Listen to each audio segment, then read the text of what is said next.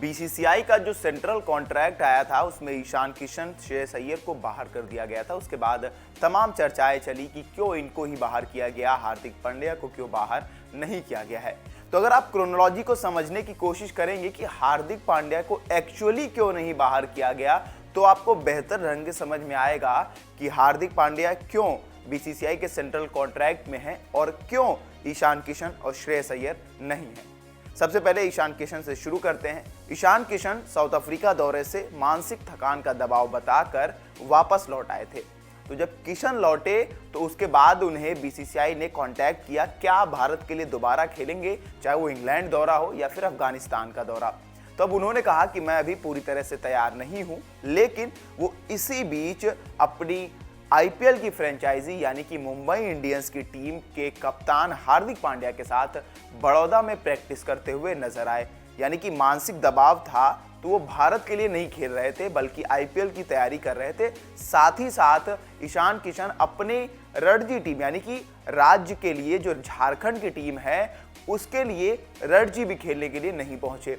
तब बीसीसीआई इस बात से काफी खफा हुआ कि आप आईपीएल की तैयारी अभी से क्यों कर रहे हैं। तो पहला रीजन था बीसीसीआई का ईशान किशन को सेंट्रल कॉन्ट्रैक्ट से निकालने का, वो ये पहला कि उन्होंने बीसीसीआई से मना किया कि वो तैयार नहीं है और वो भारत के लिए भी नहीं खेल पाएंगे और ना ही रणजी के लिए, पर वो कैंप में प्रैक्टिस कर रहे थे। अब बात करेगा श्रेयस अय्यर की, क्योंकि श्रेयस अय्यर ने विश्व कप में भारत के लिए बहुत सारे रन बनाए और अभी इंग्लैंड दौरे पर भी भारत के लिए 2 टेस्ट मैच उन्होंने खेले, पर उन्होंने उसके बाद कहा कि उनको बैक स्पैज़म यानी कि पीठ में दर्द हो रहा है, जिसके चलते उनको दूसरे टेस्ट के बाद रिलीज कर दिया गया। अब वो एनसीए पहुंचे तो एनसीए में डॉक्टर्स ने कहा कि ये पूरी तरह से फिट हैं। तो बीसीसीआई का ऑर्डर आया कि आप फिट हैं तो जाके रणजी खेलिए, और मुंबई के लिए वो खेलते हैं, पर वो नहीं पहुंचे। बजाय इसके वो अपने आईपीएल के प्री कैंप में जाके प्रैक्टिस करते हुए नजर आए।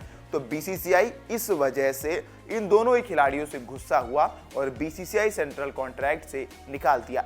अब बात आएगी कि क्यों हार्दिक पांड्या को नहीं निकाला। तो हार्दिक पांड्या को ना निकालने के पीछे की वजह यह है कि हार्दिक भारत के लिए तो वैसे भी रेड बॉल क्रिकेट नहीं खेलते हैं, यानी कि लाल गेंद से टेस्ट क्रिकेट नहीं खेलते हैं, क्योंकि उनका शरीर उतना मजबूत नहीं है। और वो जब इस फॉर्मेट को नहीं खेलते हैं तो फिर कोई तुक ही नहीं बनता इस बात का कि वो रणजी खेले, यानी वो बड़ौदा की टीम के लिए रणजी खेलते हुए नजर आए। और अगर कहें कि ठीक है उसके अलावा भी तो व्हाइट बॉल डोमेस्टिक तो होता है, तो उसमें हार्दिक क्यों नहीं खेले, तो उसको थोड़ा सा आप समझने की कोशिश करिए।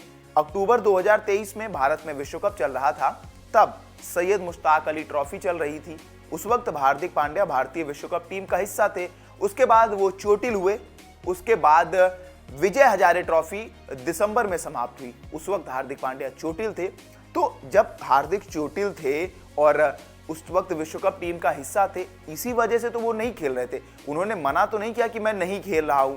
उसके बाद जब वो फिट हुए, एनसीए के डॉक्टर्स ने क्लियरेंस दिया उनको, तो उन्होंने प्रैक्टिस शुरू की और डीवाई पाटिल टी20 टूर्नामेंट में खेलते हुए नजर भी आए। यानी कि हार्दिक पांड्या ने खुद को सेफ साइड में रखा। हार्दिक पांड्या ने बीसीसीआई से ये प्रॉमिस किया है कि जैसे ही वो फिट होंगे या फिर भारत के लिए व्हाइट बॉल नहीं खेल रहे होंगे तो जाके डोमेस्टिक खेलेंगे। यानी कि उन्होंने खुद को सेफ साइड में रखा है। अब जब उस वक्त वो चीजें हो ही नहीं रही थी तो हार्दिक कैसे खेलते हुए नजर आते। तो इस तरह से हार्दिक पांड्या बीसीसीआई के ए कॉन्ट्रैक्ट में हैं और ईशान किशन और श्रेयस अय्यर नहीं हैं। तो आपकी क्या राय है इस खबर को लेकर हमें कमेंट करके बताइए। तब तक के लिए देखते रहिए वन इंडिया हिंदी।